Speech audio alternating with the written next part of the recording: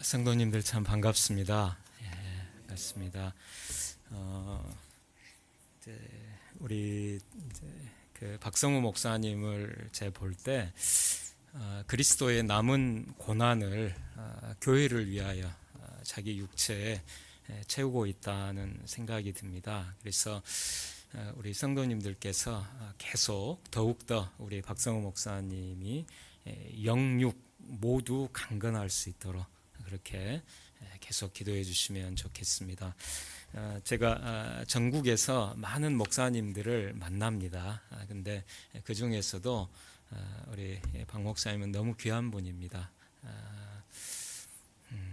우리 박 목사님이 오래오래 건강하게 사역을 열심히 잘할 수 있도록 그렇게 꼭 기도를 해 주시길 바랍니다.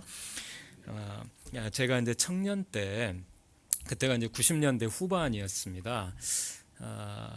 민족의 통일을 위해서 간절히 이제 기도했었습니다.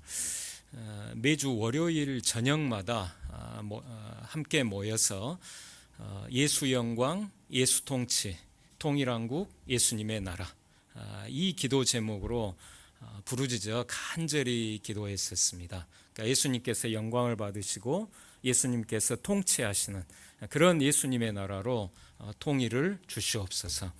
그렇게 간절히 모여서 기도했고, 그리고 이제 그 대학에 이제 그 수업 들으러 갔을 때도 그 학교 안에서도 참 그렇게 민족의 통일을 위해서 이제 기도하고 싶었는데 기도할 장소가 없었어요. 그러니까 이제 부르짖어 기도하려는 그 열망이 제 속에서 있었는데 학교 안에서는 그런 장소를 참 구하기를 어려웠는데 우연히 학생회관 옥상에 올라가 봤더니 그 옥상에 이제 학생 식당에서 나오는 증기를 배출하려고 팬이 윙 하고 돌고 있기 때문에 거기서 이렇게 부르짖어 기도하면 그 팬의 윙 소리랑 묻혀서 이게 괜찮다는 걸 이렇게 알게 됐어요. 근데 이제 그 옥상에도 이제 학생들이 가끔씩 올라오는데 언제 학생들이 아무도 안 올라오는가 봤더니 정오 12시 햇빛이 가장 뜨거운 그 시간은 안 올라오더라고요. 그래서 이제 정오 12시를 기도의 시간으로 삼아서 거기서 무릎을 꿇고 하늘에 계신 하나님께 하늘을 바라보면서 간절히 부르짖어 기도했습니다. 예수 영광, 예수 통치, 통일한국, 예수님의 나라. 희년 통일을 위해서 그렇게 간절히 이렇게 기도를 할 때 우리 결의의 그 한이 위에서에 짓밟히고 허리가 두 동강이 난 이 한국 전쟁과 민족 분단의 그 한을 끌어안고 하나님께 우리 결의를 불쌍히 여겨 주시기를 그렇게 간절히 이렇게 기도할 때 부르짖어 기도할 때 하늘로부터 하나님의 그 사랑과 그 임재를 강렬하게 체험을 했었습니다. 하나님이 참 기뻐하셨고 그리고 그 기도가 지금 제가 이제 30년이 넘는 이 세월 동안 이 희년 사역을 하게 한 가장 강한 영적 원동력이라고 말씀드릴 수 있습니다. 그래서 저는 우리 성도님들께 자기 자신을 위한 기도, 자기 가족을 위한 기도를 넘어서서 우리 민족의 통일을 위하여 그 통일은 정말 예수님께서 영광을 받으시고 예수님께서 통치하시는 그런 예수님의 나라 하나님의 나라로 우리 결의 통일을 하나님께서 주시기를 그렇게 간절히 기도하는 기도의 용사들이 되시기를 바랍니다. 제가 오늘 이 주제가 지난번에 이어서 주기도문을 희년 통일의 관점에서 이렇게 두 번째로 이제 상고하고자 하는데 바로 우리 성도님들께서 그렇게 우리 민족의 통일을 이 주기도문의 이 기도에 합당한 그런 기도의 제목들로 하나님께 올려드릴 때 하나님께서는 그 기도를 응답하셔서 하나님의 때 우리 교회에게 통일의 희년 통일의 은혜를 주시리라고 저는 확신합니다. 그래서 성도님들께서 골방에 계실 때, 홀로 계실 때, 그리고 이렇게 교회에 모여서 함께 또 혹은 소그룹으로 모여서 있을 때 그렇게 간절히 우리 교회의 통일을 위해 꼭 기도해 주시기를 다시 한번 부탁드립니다. 지난번에 이제 제가 나눴던 내용 먼저 간단하게 요약하면 이렇습니다. 우리는 하나님을 아버지여라고 부릅니다. 하늘에 계신 우리 아버지. 그리고 누가복음에서는 아버지여 이렇게 부릅니다. 누가와 바울은 사실 이제 함께 선교 동역을 했기 때문에 누가의 신학과 바울의 신학이 사실 많은 그 공통점이 있습니다. 그래서 누가가 쓴 누가복음과 사도행전에 담긴 그 신학하고 바울이 쓴 바울 서신에 담긴 신학 사이에 많은 유사성이 있는데 그 중에 이제 하나가 바로 이제 사도행전에서 바울이 아테네 사람들에게 설교할 때 모든 사람이 하나님의 소생이라 이렇게 이야기를 했습니다. 그리고 그런데 바울이 이제 에베소서에서 하나님은 만유의 아버지시라 이렇게 또 쓰고 있습니다. 하나님은 만유의 아버지. 그러니까 그 안에는 만민의 아버지, 세계 모든 사람의 아버지시라는 그 의미가 이제 포함이 되어 있는 것이죠.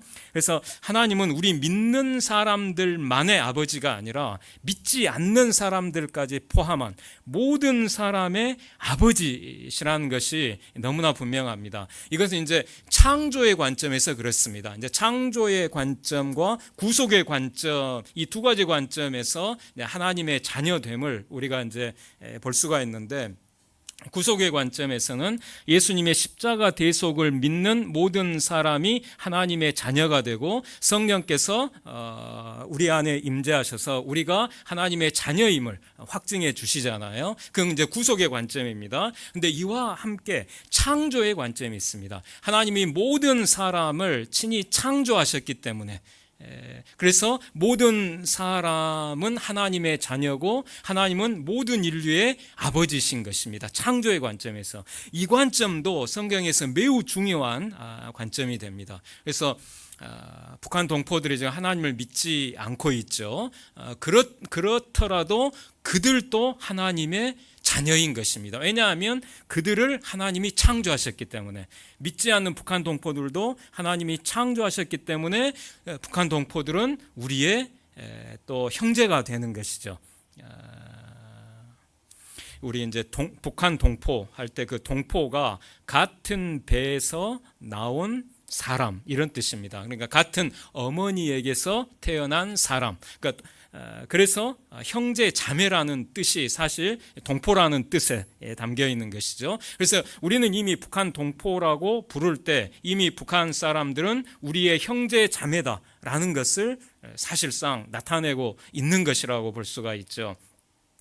그래서 우리가 북한 동포들 역시 하나님의 자녀고 그러나 하나님의 자녀인데 누가복음 15장 돌아온 탕자 비유에 의하면 그 둘째 아들에 대해서 아버지가 이렇게 말하죠. 내 이 아들은 죽었다가 살았으며 잃었다가 얻었기로 우리가 기뻐하는 것이 마땅하다 이렇게 말합니다. 그러니까 그 둘째 아들이 하나님을 떠난 모든 인류를 나타내고 있죠. 그래서 하나님을 떠난 예수님을 믿지 않고 하나님을 떠난 모든 사람들이 하나님의 자녀인데 어떤 하나님의 자녀냐면 죽은 자녀라는 것이죠. 잃어버린 자녀라는 것이죠. 그래서 그들을 다시 살리고 그들을 다시 얻을 수 있도록 우리는 북한 동포들에게 적극적으로 선교를 해야 되는 것입니다. 그래서 북한 동포들이 그 죽음의 자리에서 다시 그 생명의 자리로 잃어버린 상태에서 다시 하나님께서 얻으시는 그런 상태로 돌아올 수 있도록 우리는 북한 동포들이 하나님께 돌아오고 또 그들의 형제인 우리 그리스도인들에게 돌아올 수 있도록 우리는 북한 동포들을 위해 적극적으로 기도하고 북한 선교를 위해 적극적으로 힘써야 되는 것입니다. 그리고 이제 북한 동포들이 식량과 의약품이 없어서 굶주리고 병들어 죽어갈 때 그것을 무관심하거나 외면하면 안 되고 우리의 형제 자매들이 지금 고통받고 있는 것이니까 우리는 적극적으로 식량과 의약품을 북한 동포들에게 보내서 그 고통 가운데서 건져내기 위해 우리는 최선을 다해야 되는 것이죠. 그리고 성경에서 이 형제라고 하는 것은 형제 사이라고 하는 것은 아주 특별한 의무가 이제 부여되는 그런 관계라는 것을 뜻합니다. 그래서 특히 이제 레위기 25장 희년법 가운데 가장 아름다운 규례가 바로 가까운 친족의 땅 무르기 사람 속량 제도입니다. 그러니까 어떤 가난한 사람이 가난 때문에 땅을 잃고 집을 잃고 그 가족들이 부잣집에 뿔뿔이 흩어져서 종살이 머슴살이로 가족이 산산이 이렇게 흩어져 버렸을 때 그 가난한 사람의 가까운 친족, 가장 가까운 사이가 이제 형제 사이겠죠. 그 가까운 친족 가운데 경제적으로 여유 있는 사람은 반드시 이 가난한 사람, 가난한 자기 친족을 위해서 자기를 희생하고 대신 값을 치러서 이 가난한 사람이 잃어버린 땅을 되찾아주고 집을 되찾아주고 종살이 머슴살이에서 해방해서 자유를 되찾아주고 그래서 가난 때문에 산산이 이산가족이 돼버린 이 가난한 사람의 가족들이 한데 모여서 자기 가족을 만나서 함께 살 수 있도록 이렇게 해야 되는 의무가 이 가까운 친족에게 부여됐습니다. 근데 그 가까운 친족 가운데서도 제일 가까운 친족이 형제 사이거든요. 그래서 이 말은 바로 우리가 북한 동포들이 그런 고통을 겪고 있을 때 우리가 우리 자신을 희생해서 우리가 대신 값을 지불해서 이 북한 동포들이 그 고통에서 벗어날 수 있도록 적극적으로 도와야 하는 의무가 우리에게 있다는 것을 이제 의미하는 것입니다. 그리고 이것이 바로 예수님의 십자가 대속에 담긴 신비 가운데 하나인 것입니다. 예수님은 우리의 가장 가까운 근족이 되어주셔서 우리를 위해서 대신 값을 지불하셨죠. 그것이 바로 십자가의 보혈, 예수님의 생명값, 목숨값을 대신 지불하시고 우리가 죄 때문에 잃어버렸던 땅, 토지, 하나님 나라 기업을 우리에게 되찾아 주시고 우리가 죄 때문에 잃어버렸던 자유, 그래서 지금 죄와 마귀와 사망의 종노릇 하는 데서부터 우리를 해방해 주시는 자유를 우리에게 허락해 주셨죠. 그리고 우리의 죄의 빚을 탕감해 주셨죠. 그래서 우리 예수님께서 우리를 위해서 가장 가까운 근족의 역할을 자신의 목숨값을 지불하심으로써 우리에게 베풀어 주셨기 때문에 그 은혜를 받은 십자가 은혜를 받은 우리도 북한 동포들을 위해 북한의 우리 형제 자매들을 위해서 우리를 희생해서 북한 동포들을 그 고통에서 건져내는데 우리가 적극적으로 노력해야 할 의무가 사명이 형제인 우리에게 있다는 것입니다. 이상의 내용을 이제 염두에 두고 오늘 이제 주기도문의 이제 후반부 말씀을 이제 보겠습니다. 여기 우리에게 날마다 일용할 양식을 주시옵고 이제 이 기도는 일용할 양식을 나에게가 아니라 우리에게 주시기를 지금 구하는 것이잖아요. 따라서 우리는 나를 이렇게 생각하면서 이제 이 주기도문을 드리기도 하지만 그러나 우리를 위해서, 여기서 특히 우리는 굶주리는 형제 자매들이죠. 굶주리는 형제 자매들을 생각하면서 우리에게 날마다 일용할 양식을 주옵소서, 이렇게 기도해야 마땅한 것입니다. 그런데 이제 이 기도 공동체는 바로 만나 공동체, 희년 공동체예요. 먼저 이 기도는 만나 공동체의 기도인데, 하나님이 출애굽 이스라엘 민족에게 날마다 일용할 만나를 내려주셨죠. 그처럼 우리에게 날마다 일용할 양식을 주시기를 구하는 기도인 것입니다. 그런데 이 만나 공동체는 균등 분배의 공동체였어요. 많이 거둔 사람도 남지 않고 적게 거둔 사람도 부족함이 없이 모든 사람이 한 사람당 한 오멜씩 똑같이 골고루 균등하게 만나를 거두었거든요. 그래서 이 기도를 드리는 제자 공동체는 그 공동체 안에 있는 가난한 형제 자매가 일용할 양식이 없어 고통당하는 것을 알게 될 때 반드시 그에게 손을 펴서 일용할 양식을 공급해야 합니다. 만약 일용할 양식을 굶주리는 형제 자매에게 공급하지 않으면서 이 기도를 드린다면 이 기도는 하나님께서 받지 않으시는 기도가 되고 맙니다. 그래서 반드시 굶주리는 형제 자매들에게 일용할 양식을 나누면서 이 기도를 드려야 마땅한 것입니다. 다음으로 이 기도는 희년 공동체의 기도입니다. 가난 때문에 토지를 잃고 자유를 잃은 가난한 사람들이 제50년 희년에 그 토지와 자유를 되찾아서 모든 백성이 희년 공동체를 이루게 됩니다. 그래서 그 희년 공동체에서 자기 기업인 토지에서 스스로 농사를 지어 일용할 양식을 먹게 하신 것처럼 가난한 사람들이 잃어버린 그 토지와 자유를 되찾아 스스로 일해서 일용할 양식을 얻게 해 주시기를 구하는 기도가 바로 주기도문의 이 기도인 것입니다.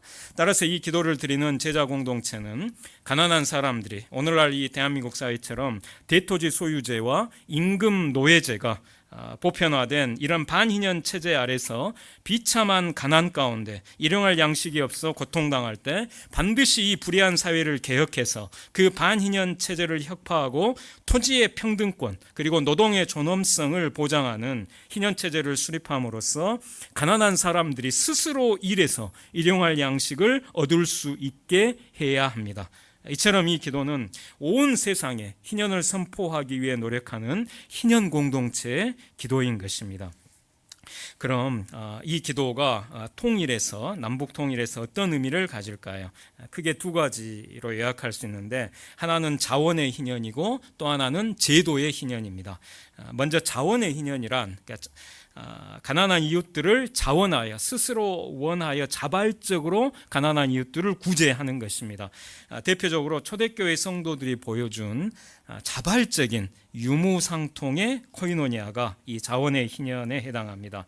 우리 그리스도인들은 남과 북의 가난한 그리스도인들 또 가난한 비그리스도인들을 모두 적극적으로 도와야 합니다. 굶주리는 사람들이 있는지 살피고 그들의 일용할 양식을 위해 우리의 재물을 힘써 나누어야 합니다. 둘째, 제도의 희년이란 제도를 개혁해서 가난한 사람들이 경제적으로 스스로 일해서 자립할 수 있는 정의로운 의로운 제도를 만드는 것입니다. 대표적으로 토지의 지대, 토지의 사용료를 모두 환수해서 공공재정으로 사용하거나 모든 사람에게 똑같이 나누어주고 그 대신 노동의 생산물에 부과하는 세금 또 생산활동에 부과하는 세금을 대폭 감면하는 그런 제도를 만드는 것이 제도의 희년에 해당합니다. 그래서 이 남한에서는 지대 조세제를 실시하고 지대를 조세 세금으로 환수하는 그런 제도를 실시하고, 북한에서는 중공의 충칭 경제 모델을 벤치마킹해서 토지 공공 임대제를 실시하면 큰 효과를 볼 수 있습니다. 이런 제도들이 바로 제도의 희년에 해당합니다. 그래서 우리는 자원의 희년과 제도의 희년 이 둘이 모두 있어야 이 지구상에 있는 또 이 한반도에 있는 모든 사람들이 일용할 양식을 얻을 수 있게 됩니다. 그리고 우리가 우리에게 죄 지은 모든 사람을 용서하오니 우리 죄도 사하여 주시옵고. 이 기도는 희년 기도입니다. 여기서 죄 지은 모든 사람에서 죄 지은, 그 성경 아래 보시면 빚진이라고 이제 이렇게 각주에 돼 있습니다. 그러니까 헬라어의 이제 원뜻이 이제 빚진이라는 뜻입니다. 그래서 이 기도는 우리가 우리에게 빚진 모든 사람의 빚을 탕감하오니 우리 죄의 빚도 탕감하여 주시옵고, 이제 이런 기도입니다. 따라서 이 기도는 그러니까 이제 제7년 안식년에 빚을 가난한 사람이 진 모든 빚을 탕감해 주잖아요. 그래서 이 기도는 우리가 안식년을 현재화해서, 그러니까 바로 지금 빚을 탕감하는 안식년을 우리가 우리에게 빚진 모든 사람에게 선포하오니 하나님 우리 죄의 빚도 탕감하여 주시는 안식년을 우리에게 선포하여 주소서. 이런 기도가 됩니다.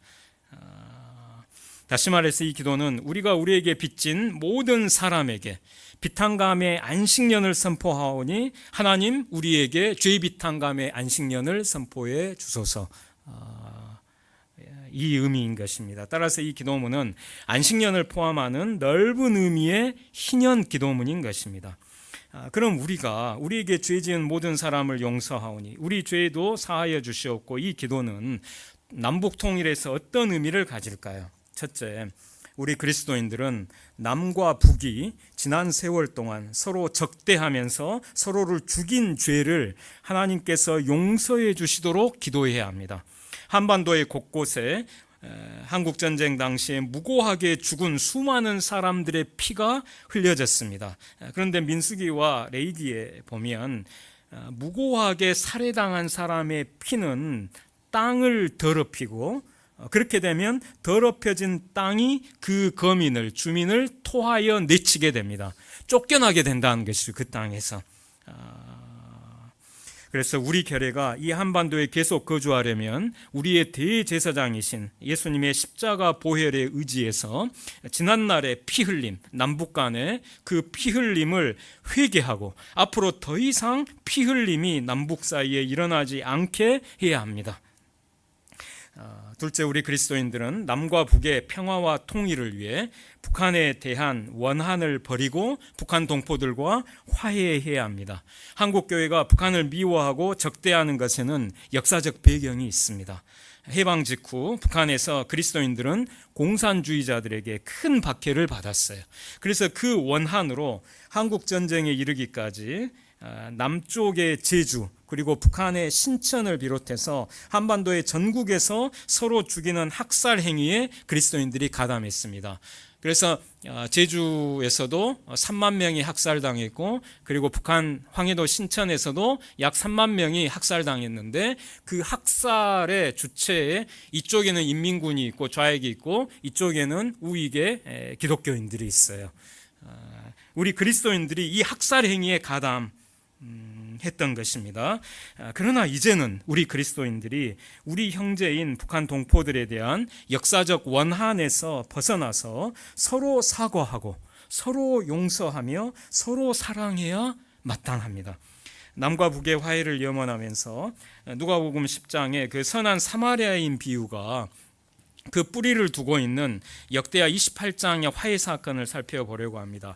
역대하 28장 8에서 15절의 이 사건은 선한 사마리아인 사건의 구약 배경이 됩니다. 너무나 중요한 본문인데요. 이 역대하 28장 본문에 의하면 이스라엘이 남과 북으로 분단됐어요. 그래서 남왕국과 북왕국 사이에 전쟁이 일어났는데 북왕국이 승리해서 남왕국의 사람들을 대량 학살하고 살육하고 무려 20만 명이나 되는 남왕국 사람들을 포로로 사로잡아서 노예로 삼기 위해 그 북왕국의 수도인 사마리아로 끌고 옵니다. 그러자 사마리아에 있던 여호와의 선지자 오뎃이란 사람이 북왕국 군사들을 책망하면서 그 남왕국 포로 20만 명을 즉각 해방하라고 촉구합니다. 여기서 오뎃은 북왕국 군사들에게 그 남왕국 그 포로로 끌려온 그 사람들을 너희의 형제들이라고 그렇게 말합니다. 이와 같은 선지자의 말에 북왕국의 핵심이 이제 에브라임 지파였거든요. 그래서 북왕국을 에브라임이라고 이제 부르기도 했습니다. 근데 그 에브라임 지파의 우두머리 몇 사람이 이 오뎃 선지자의 말에 적극적으로 동조하면서 전장에서 돌아오는 그 이스라엘 군대를 막았습니다. 그러자 결국 북왕국 사람들은 그 선지자의 말에 순종해서 사로잡아온 남왕국 포로들을 위해서 옷을 가져다가 벗은 자들에게 입히며 신을 신기며 먹이고 마시게 하며 기름을 바르고 그 약한 자들은 모두 나귀 위에 태워 데리고 종려나무 성 여리고에 이르러 그의 형제에게 돌려준 후에 사마리아로 돌아갑니다. 제가 지금 읽은 바로 이 성경 본문이 선한 사마리아인 비유에 나오는 그 말씀과 단어들과 지명 이런 유사성이 너무나 밀접하거든요. 그리고 정신도 비슷하고요. 노예로 삼기 위해 끌고 온 포로들을 해방한 것은 희년에 담긴 노예 해방 정신을 실천한 것입니다. 그래서 이 사건은 구약에서 희년 정신을 실천한 매우 중요한 이제 사례인 것입니다. 또 이 사건은 한반도에서 남과 북으로 분단된 채 서로 원수가 돼서 상대방을 죽이고 포로 잡으면서 전쟁을 치른 우리 결의에게 더 각별한 의미로 다가옵니다. 오뎃 선지자의 말처럼 한반도에서도 남과 북은 서로 형제입니다. 이것이 중요합니다. 오뎃 선지자는 그 북왕국 군사들에게 너희가 포로로 끌고 온 이 남왕국 사람들은 너희의 형제들이다. 너희의 형제들을 어떻게 노예로 팔아 넘길 수 있겠느냐, 이렇게 이제 책망한 것이거든요. 그래서 즉각 해방하라고, 너희의 형제들을 즉각 해방하라고 그렇게 이제 이야기를 했던 것입니다. 비록 한때는 서로를 원수처럼 여기고 증오하며 전쟁을 벌였죠. 북왕국과 남왕국 이 사람들도 서로 전쟁을 벌이고 서로 죽일 만큼 서로 증오하고 원수처럼 지냈습니다. 그러나 선지자는 그들은 서로, 남과 북은 서로 형제라고 그렇게 얘기를 한 것이죠. 이것이 하나님의 말씀입니다. 서로 형제이기 때문에 이제는 서로 용서하고 화해해야 마땅합니다. 할 수 있는 최선을 다해 서로 돕고 사랑해야 마땅합니다.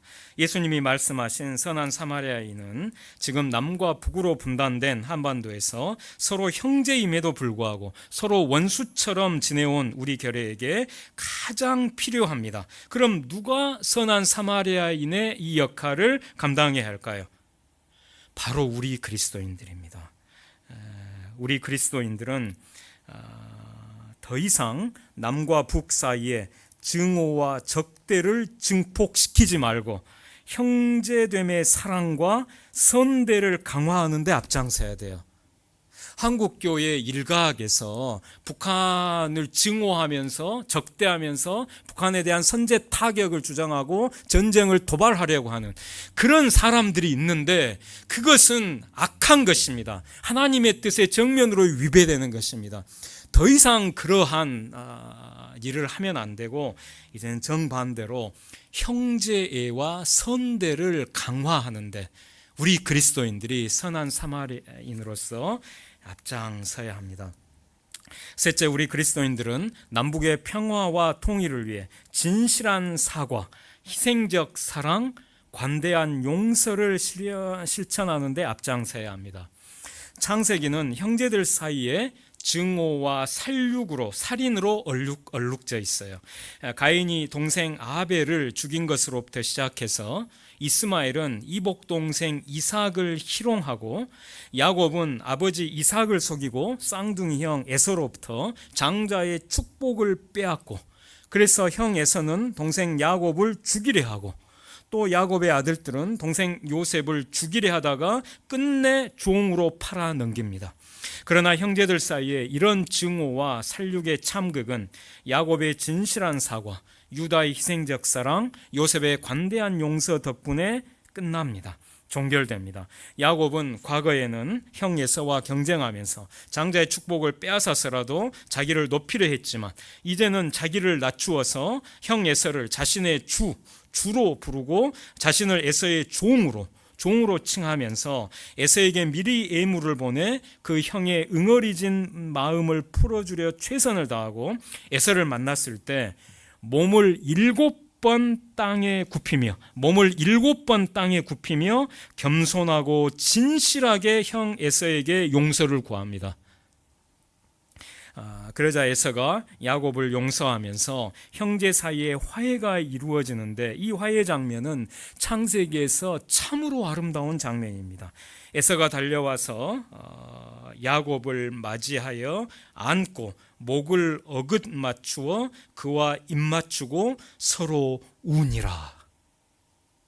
저는 이 말씀이 남과 북 사이에 우리 결의 가운데서 이루어지기를 바랍니다. 남과 북의 동포들이 서로를 얼싸안고 서로 울면서 서로를 용서하고 화해하는 이 아름다운 역사가 일어나기를 간절히 바랍니다. 자, 다시 한번 읽습니다. 에서가 달려와서 야곱을 맞이하여 안고 목을 어긋 맞추어 그와 입맞추고 서로 우니라. 그리고 이제 또 유다는 이제 양식을 구하기 위해서 이제 야곱의 아들들이 이제 애굽에 와서 이제 총리 이제 요셉을 만나잖아요. 이제 자기 동생 요셉인 줄 모른 이제 그런 상태에서 여차여차 해가지고 결국 이제 요셉이 그 형들을 시험하려고 베냐민을 종으로 노예로 여기 억류할 테니까 당신들은 양식을 가지고 이제 돌아가서 그 아버지 야곱을 이제 부양하라. 이제 이렇게 얘기를 했을 때 유다가 어떻게 얘기를 했냐면 종으로 억류될 위기에 처한 자기 이복 동생 베냐민을 위해서 유다는 자기가 대신 노예가 되겠으니 이 베냐민을 풀어달라고, 이 베냐민을 아버지에게 보내달라고, 야곱에게 보낼 수 있도록 그렇게 이제 이야기를 합니다. 자기가 대신 종이 되겠으니 자기 이복 동생 베냐민을 종으로 삼지 말고 풀어달라고 이렇게 얘기를 하거든요. 이것이 십자가 정신, 희년 정신이거든요. 바로 그 유다의 말에 요셉이 통곡합니다. 통곡하면서 자기가 동생 요셉이라고 밝히게 되거든요. 우리 예수님께서 이 야곱의 아들 12지파 가운데 왜 유다 지파의 계보를 따라서 예수님께서 이 땅에 오시게 되었을까 생각할 때 바로 이 유다가 한 이 위대한 고백, 내가 대신 종이 되겠으니 이 동생을 제발 풀어달라고 말한 그 유다의 그 희생적 사랑, 그것 때문에 바로 예수님께서 유다 지파의 계보를 따라 이 땅에 성육신하셨다고 저는 그렇게 생각합니다. 그래서 이 유다 이 말은 창세기에서 너무나 감동적인 그런 말이 됩니다. 그래서 예수님의 십자가 정신은 이런 정신인 것이죠. 내가 죽을 테니 너는 살아라. 내가 가난해질 테니 너는 부해져라. 내가 병들 테니 너는 건강해져라. 이것이 십자가 정신이거든요. 이것을 지금 유다가 보여준 것입니다. 그리고 우리 그리스도인들이 이 세상에서 나타내야 할 것이 바로 이 십자가 정신인 것이죠. 그리고 이제 요셉은 자기를 죽이려 했고 끝내 종으로 팔아넘겨서 17살부터 30살 될 때까지 이 13년의 세월 자기 그 청춘을 노예와 죄수로 그 청춘을 보내게 만든 자기 형들을 요셉은 용서합니다. 이와 같은 야곱의 사과, 유다의 사랑, 그리고 요셉의 용서 덕분에 그 후 이스라엘 자손은 한 민족을 이루어서 언약의 민족으로 구속사에서 중요한 역할을 담당하게 됩니다. 그러니까 이스라엘이 하나의 민족으로서 구속사에서 그런 중요한 역할을 감당하게 된 데에는 바로 야곱의 사과, 유다의 사랑, 요셉의 용서가 있었던 것이죠.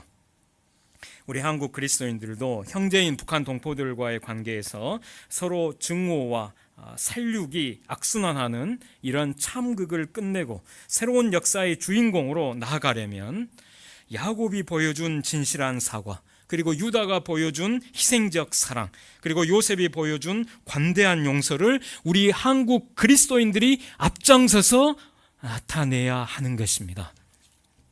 넷째, 우리 그리스도인들은 통일의 새 시대를 열기 위해 화평하게 하는 자로서 북과 남이 서로를 질투하거나 괴롭게 하지 않도록 노력해야 합니다. 이를 위해 매우 중요한 본문이 이사야 11장 10에서 16절 본문인데요. 이 본문은 이사야 선지자의 통일 신학을 담고 있습니다. 통일 신학. 솔로몬이 죽은 후에 이스라엘은 남과 북으로 분단되었는데 이사야 당대에 북쪽의 에브라임은 아수르에 멸망당했고, 그래서 북왕국 에브라임의 유민이 쫓겨서 남쪽의 유다 왕국에 와 있었어요. 그래서 많은 사람들이 남쪽의 유다가 이제 북쪽의 에브라임을 흡수해서 통일을 이루어야 한다고 생각했거든요. 그러나 이사야는 그런 유다 중심의 흡수 통일론을 거부하고 남과 북 모두 이새의 뿌리이신 메시아께로 돌아와서 그 메시아의 통치에 순종할 때 통일이 이루어진다는 메시아 통일론을 주창한 것입니다. 그것이 바로 이사야 11장 이 본문에 이제 담겨 있습니다. 그런데 이사야 11장은 크게 세 부분으로 나뉘어 있거든요. 첫 번째 부분은 1절에서 5절까지인데 여기는 희년 정의가 그 핵심입니다. 그래서 정직으로 세상의 겸손한 자를 판단한다. 이 4절에 11장 4절에 이 말씀의 그 히브리어를 직역하면 이렇게 됩니다.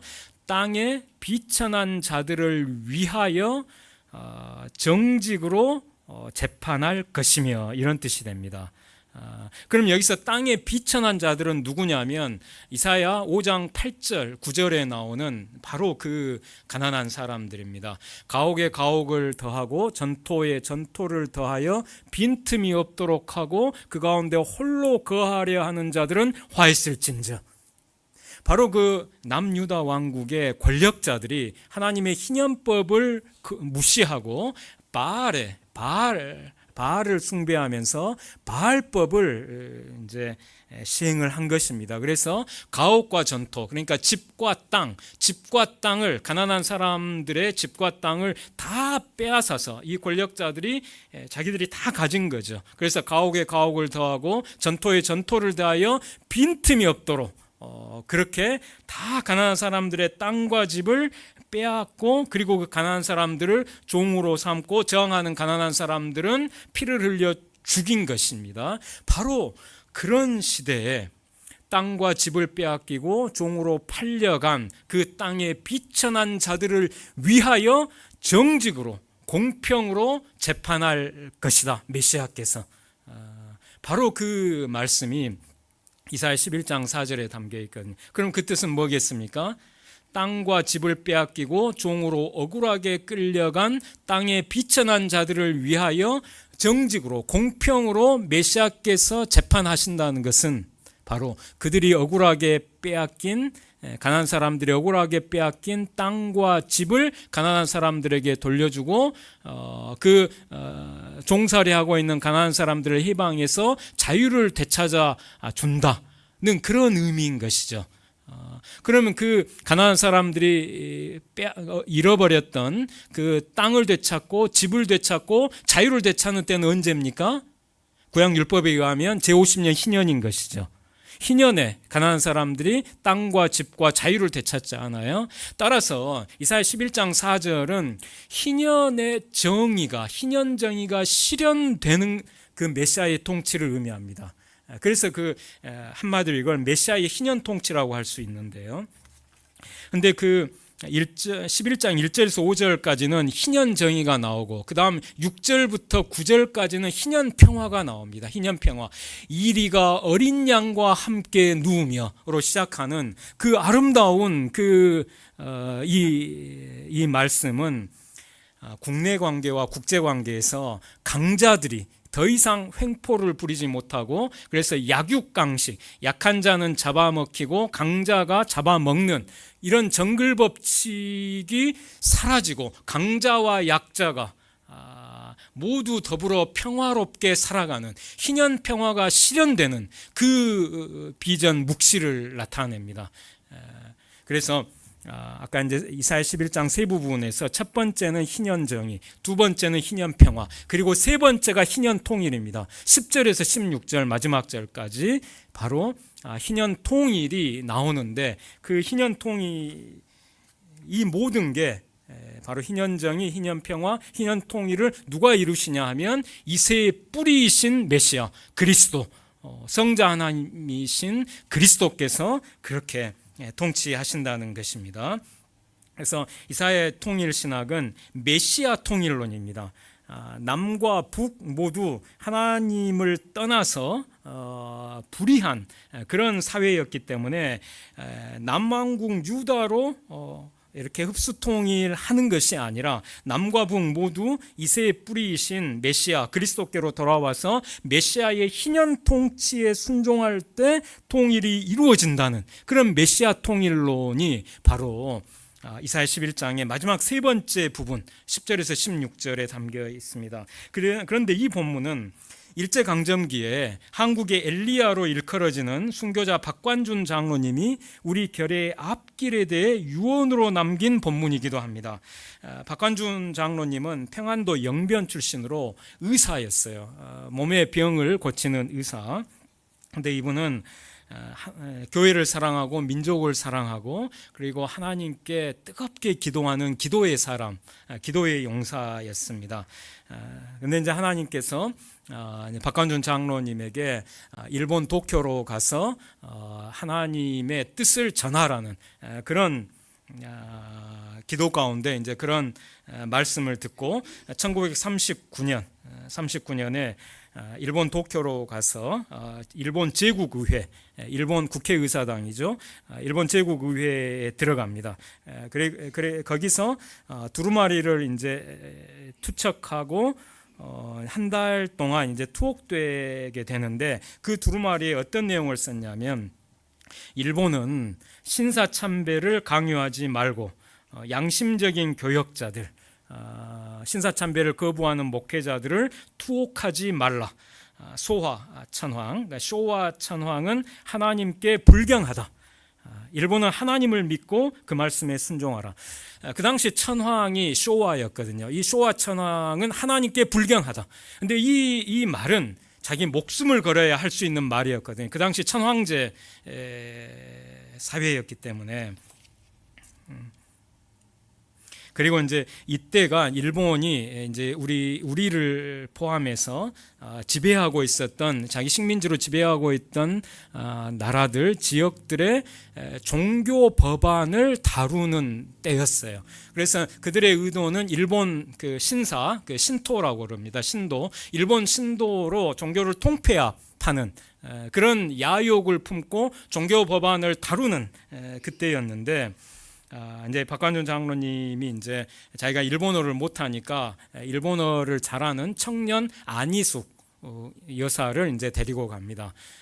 안희숙 여사가 쓴 죽으면 죽으리라, 이 책에 그 당시 내용이 아주 상세하게 어떻게 해서 이제 일본에 건너가서 어떤 말을 전했는지가 상세히 기록되어 있는데, 그 안희숙 여사가 쓴 죽으면 죽으리라, 그 책은 우리 한국 그리스도인의 필독서라고 저는 생각해요. 그래서 그 책을 혹시 안 읽으신 분이 계시면 꼭 읽으시길 바랍니다.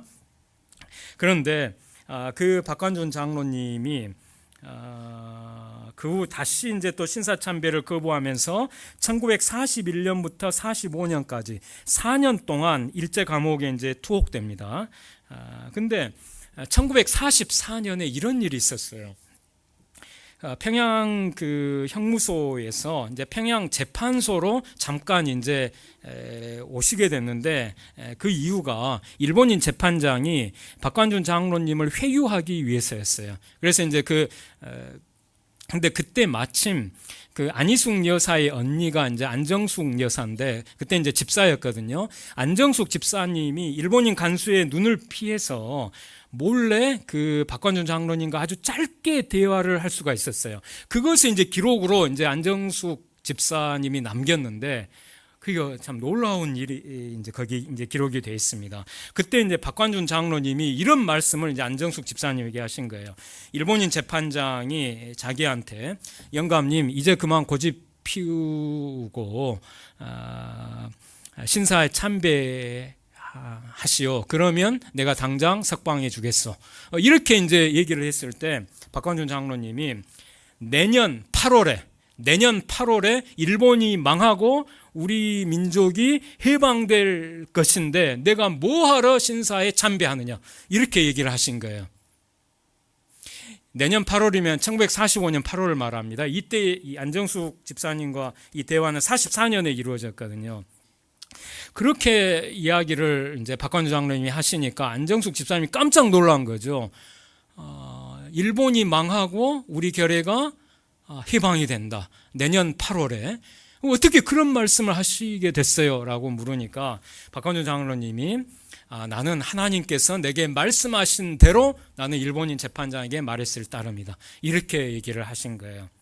그러니까 이 박관준 장로님 을 아까 한국의 엘리야라고 부르는 것에는 아까 그 일본 도쿄로 가가지고 일본 그 제국의 의사당에서 이렇게 이제 거기 그 두루마리에 이런 내용들이 적혀 있어요.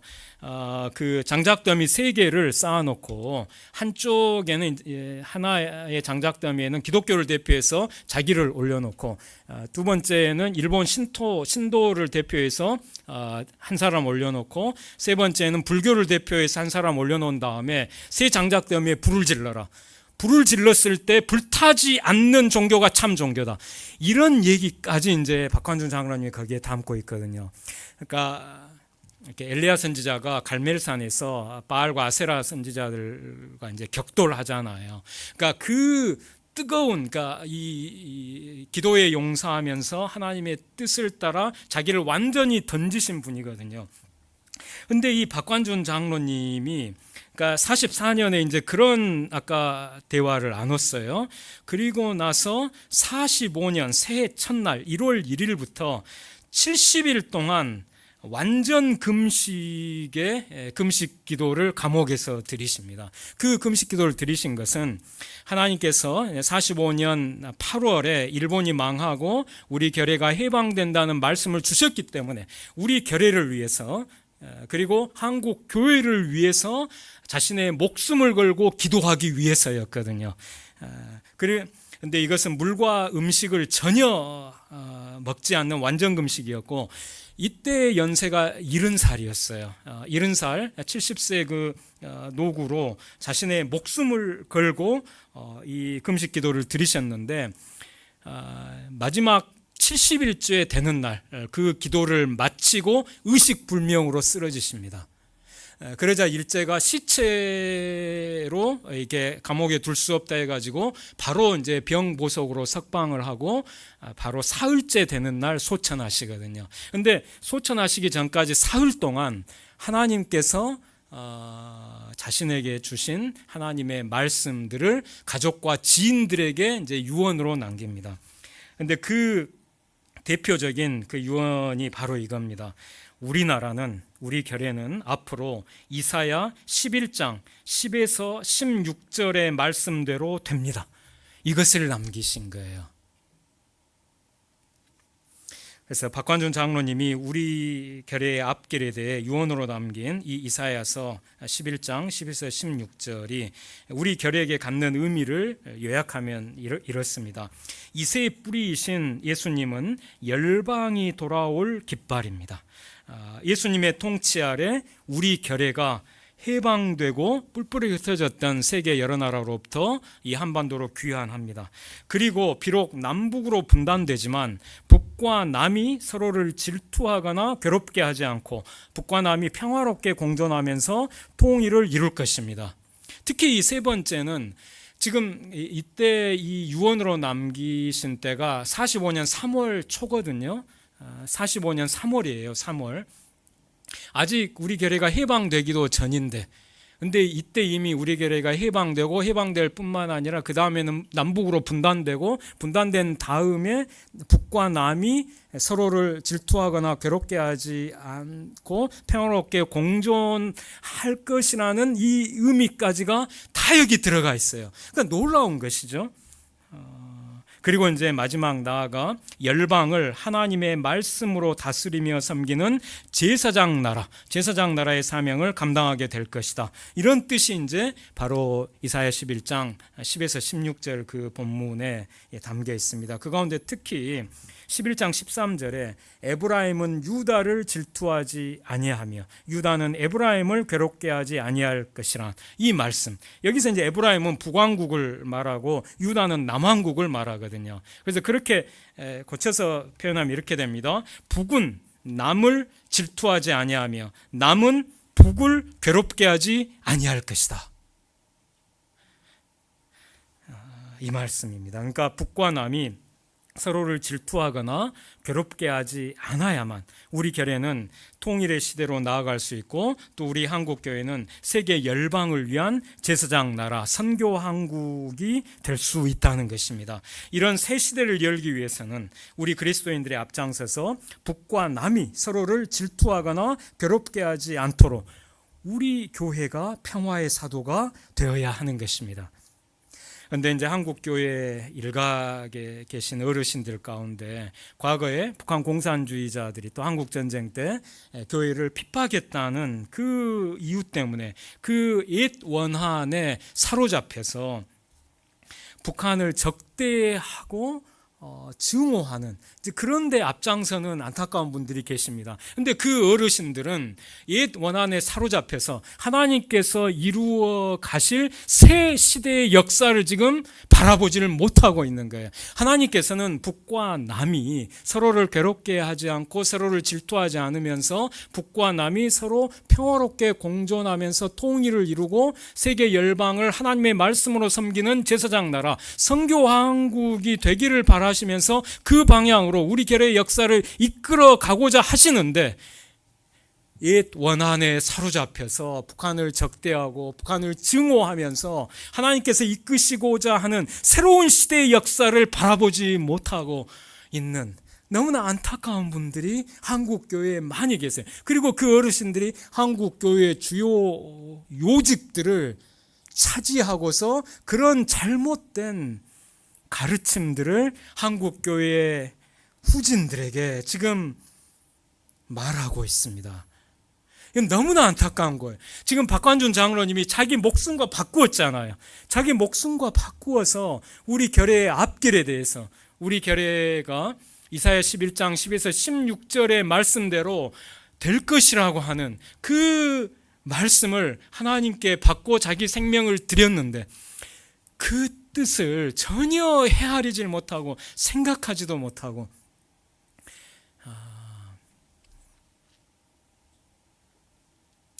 너무나 이제 안타까워요. 제가 이제 서울에서 다녔던 이제 교회, 그러니까 이제 이북에서 내려오신 분들이 세운 교회거든요.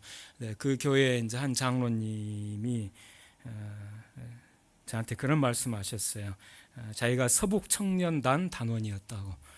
근데 나쁜 짓을 너무 많이 했다고 이런 얘기를 하셨어요. 사실 그 서북청년단이 앞장서서 제주도에서 무고한 양민들을 학살했거든요. 물론 그 제주도 3만 명 학살당한 분들 중에 소수는 그 남로당 그 공산주의자들이 있었어요. 그러나 다수는 죄 없는 어린이, 여성, 그리고 그 중장년 남성들도 공산당이 아닌 그런 사람들이 대다수였거든요. 근데 그런 사람들 죽이는데 서북청년단이 앞장섰거든요. 근데 그 장로님이 이제 그런 고백을 하실 때 그냥 저와 그냥 1대1로 그냥 대화하면서 그냥 그렇게 이제 자신도 괴로우니까 그런 말씀을 하셨겠죠.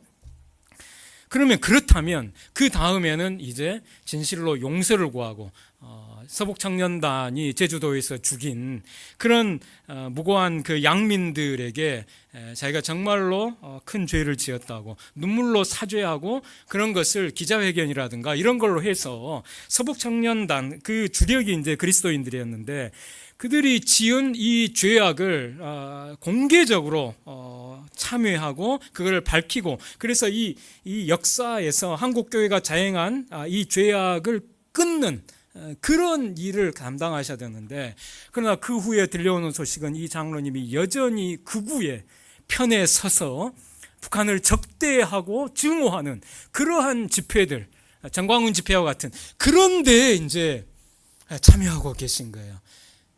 이게 지금 한국교회의 실상인 것입니다. 이것이 우리가 박환준 장로님을 생각하면서 이제는 그 자리에서 돌이켜야 되는 것이죠.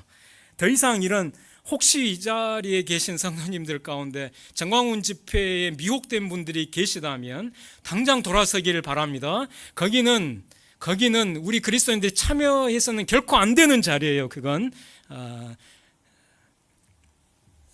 그리고 이제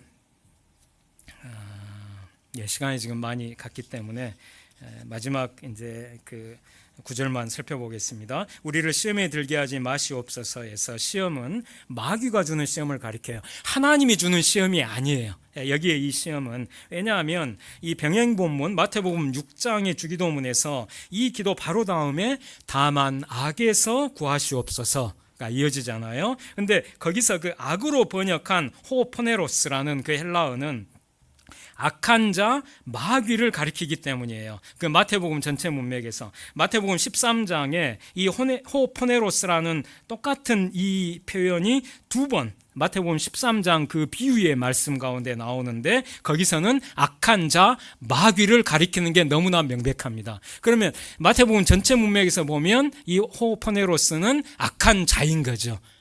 그러니까 다만 악에서 구하시옵소서. 우리가 이제 이렇게 번역해서 주기도문 드리는데 이건 정확히 표현하면 다만 악한 자에게서 즉 마귀에게서 사탄에게서 구하시옵소서 이런 뜻이 됩니다. 그래서 이 기도가 바로 그 다음 이어지기 때문에 우리를 시험에 들게 하지 마시옵소서의 이 시험은 악한 자 마귀가 주는 시험에 빠지지 않게 해 주옵소서 이제 이런 기도가 되는 것입니다. 그런데 마귀가 행하는 대표적인 악은 살인과 거짓말이에요. 이것이 이제 요한복음 8장에서 예수님이 사탄에 대해서 말씀하실 때 이 둘로 말씀하셨거든요. 사탄의 핵심 특성이 살인과 거짓말이라고. 그럼 이제 이 기도는 통일해서 어떤 의미를 가질까요? 첫째, 우리 그리스도인들은 남북의 평화와 통일을 추구하는 과정에서 사탄 마귀가 방해할 것이라는 점을 미리 예상하고 하나님의 전신갑주를 입고 성령의 검, 곧 하나님의 말씀으로 성령 안에서 무시로 기도하면서 영적 전쟁을 수행해야 합니다. 이 통일의 과정 곳곳에 마귀가 주는 예상치 못한 시험들이 있을 수 있다는 것을 미리 생각하고 하나님께서 그 모든 시험에서 우리 결례를 건져주시기를 기도해야 하는 것입니다. 또 마귀는 거짓말쟁이요 거짓의 아비로서 온갖 거짓말을 유포할 것입니다. 우리 그리스도인들은 남과 북의 평화와 통일을 가로막는 가짜 뉴스에 현혹되면 안 됩니다. 많은 그 그리스도인들, 장로님들, 권사님들, 집사님들의 그 카톡방에 가짜 뉴스가 너무나 많이 유포되어 왔어요. 거기에 절대 미혹되면 안 됩니다. 그리고 거짓 이론에 휘둘리지 말아야 합니다. 어떤 사람들은 자본주의가 하나님의 뜻이라고 그렇게 이렇게 공공연히 말하고 있어요. 그러나 사회주의도 자본주의도 둘 다 모두 하나님의 말씀 앞에 거짓 이데올로기에 불과합니다. 이건 사회주의를 이제 유물론이라고 하고 자본주의를 물신주의라고 물질주의라고 이렇게 말하는데 유물론이나 물질주의를 다 영어로 번역하면 머티리얼리즘이거든요. 머티리얼리즘. 그러니까 사회주의도 자본주의도 다 물질을 중시하는, 물질을 중심에 둔 체제로서 똑같은 거예요. 그 특성이 물질이라는 우상을 숭배하고 있는 체제인 것이죠. 따라서 이 하나님의 뜻 앞에 보면 자본주의를 감히 하나님의 뜻이라고 말할 수가 없는 겁니다. 그런데 사회주의를 증오하고 적대하다 보니까 자본주의를 하나님의 뜻이라고 어리석게 말하는 사람들이 너무 많아요. 그래서 그런 거짓 이론에 우리 그리스도인들이 휘둘리지 말아야 합니다. 성경적인 그 체제는 희년 체제입니다. 사회주의도 아니고 자본주의도 아닌 희년 체제예요. 희년 체제가 하나님의 뜻입니다. 우리는 마귀의 거짓말에 맞서서 진리의 허리띠를 단단히 띄어야 합니다. 그리고 진리의 말씀, 진실한 언행, 그리고 진짜 뉴스, 진리의 이론으로 사탄이 유포하는 온갖 거짓말을 우리는 대적해야 합니다. 또 마귀는 처음부터 살인한 자로서 사람을 죽이는 짓도 서슴지 않을 거예요. 그래서 우리는 이에 맞서서 시종일관 평화를 견지해야 합니다. 평안의 복음이 준비한 것으로 신을 신어야 해요. 그리고 우리 그리스도인들은 전능하신 하나님께서 우리 결례로 하여금 남과 북의 평화와 통일의 과정에서 마귀가 주는 유혹에 결코 빠지지 않게 해주시기를 우리는 간구해야 합니다. 또 우리 그리스도인들은 우리 결례가 남북의 평화와 통일을 추구하는 과정에서 희년 정신을 실천하거나 희년 체제를 실현하는 것을 사탄 마귀가 적극적으로 방해하리라는 것을 예상하고 이에 맞서 오히려 적극적으로 우리는 희년 정신을 실천하면서 희년 체제 수립을 위해 헌신해야 합니다. 우리 하늘 품은 교회가 이 지역의 가난한 이웃들을 위해서 그렇게 하늘창고 사역을 하는 것은 참으로 아름다운 희년 정신의 실천이거든요. 그래서 그 희년 실천을 계속 적극적으로 실천하면서 이 땅에, 이 한국 사회가 희년 한국이 될 수 있도록 그렇게 우리가 노력해야 합니다. 역사적으로 마귀는 반희년 체제에서 큰 거짓말, 거짓 이데올로기와 대량 살인, 제노사이드를 자행해 왔어요. 그러니까 거짓 이데올로기 그리고 이 제노사이드, 대표적인 게 히틀러의 나치죠. 거기서 이제 그 파시즘이라는 그 큰 거짓말, 거짓 이데올로기, 그리고 유대인을 비롯한 수많은 사람들을 대량 살인하는 제노사이드를 자행했잖아요. 근데 그것이 바로 사탄이 한 일이라는 것입니다. 근데 그와 비슷한 일을 사탄이 우리 남북의 평화와 통일의 과정에서 자행하려고 할 거예요. 그래서 그걸 우리는 이런 마귀의 괴계에 맞서서 우리는 이생의 염려와 재물 때문에 희년 정신에 반하는 삶을 살려는, 자기 자신만을 위한 이기적인 삶을 살려는 그런 유혹에 빠지지 말고 적극적으로 희년 정신을 실천하는 삶을 살아가면서 남과 북 그리고 통일된 새나라에 희년 체제가 수립될 수 있도록, 그래서 통일 한국이 희년 한국이 될 수 있도록 우리는 기도하고 적극적으로 노력해야 합니다. 모든 말씀을 다 마쳤습니다. 그러면 그럼 제가 기도하고 이제 봉헌기도 겸해서 그냥 기도만 하겠습니다. 하나님 아버지 감사합니다. 주기도문에 이 너무나 귀한 이 기도를 저희들이 드릴 때 하나님의 자녀이면서 우리의 형제인 북한 동포들을 우리 마음에 품고 이 주기도문이 이 북한 동포들에게도 그대로 이루어지도록 우리가 간절히 기도하는 기도의 사람들이 되게 해 주시옵소서. 그리고 저희들이 박관준 장로처럼 기도의 용사들이 되게 해주시고 우리 교회를 주님이 피 흘려 세우신 한국교회를 사랑하고 또 남과 북의 8천만 결례를 뜨겁게 사랑하고 그래서 위하여 간절히 기도하는 그런 기도의 용사들이 모두 되게 해 주시옵소서. 다니엘이 나라가 망한 후에 바벨론의 포로로 끌려가서 예루살렘으로 난 창에서 하루 3번씩 이스라엘 민족을 위해 간절히 기도할 때 하나님께서 그 다니엘을 크게 은총을 입은 자여 라고 말씀하신 것을 저희가 기억합니다. 저희 모두가 다니엘처럼 크게 은총을 입은 사람들이 되게 해주시옵소서. 그래서 저희가 저희 자신과 저희 가족만을 위한 기도에서 더 나아가서 우리 결례를 위해 분단된 우리 민족의 희년 통일을 위하여 강구하는 크게 은총을 입는 사람들이 모두 되게 해 주시옵소서. 그리고 저희가 드리는 이 기도를 하나님께서 받으시고 저희 결례에게 이제 분단 80년의 이 고난의 역사를 이제 끝내게 해주시고 남북의 평화와 통일의 새 시대, 제사장 나라 선교왕국의 사명을 온전히 감당하는 새로운 시대로 우리 결례를 인도해 주시옵소서. 감사하고 존귀하신 예수님의 이름 받들어 간절히 간구하옵나이다. 아멘.